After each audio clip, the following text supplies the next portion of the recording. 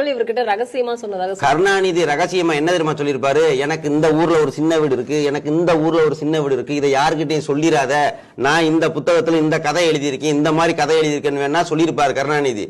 இந்த மாதிரி விஷயம்லாம் சொல்லியிருக்க மாட்டாரு.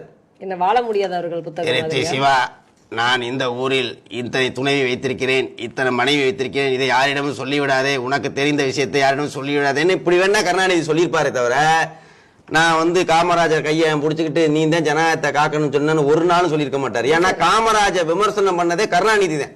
இவ்வளவு அசிங்கமா எப்படி அண்டங்காக்கான்னு சொல்லி காமராஜர் விமர்சனம் பண்ணியிருக்காரு கருணாநிதி.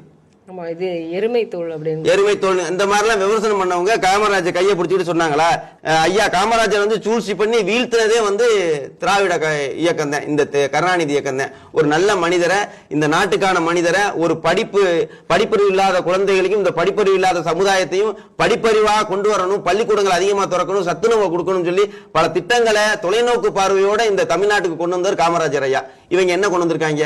இன்னைக்கு படிக்கிற பிள்ளைகளை பூரா குடிக்க வைக்கணும், இவங்களுக்கு ஊரு டாஸ்மார்க் திறந்து வைக்கணும், அங்கங்க கஞ்சா வைக்கணும், போதைப் பொருளை விற்கணும், மக்கள் வரிப்பணத்துல நல்ல சொகுசா வாழணும். இதுதானே இங்க நடந்துகிட்டு இருக்கு. அவர் சாகையில கூட 100 ரூபாய் காசு கூட இல்லாம செத்துருக்காரு காமராஜர் ஐயா.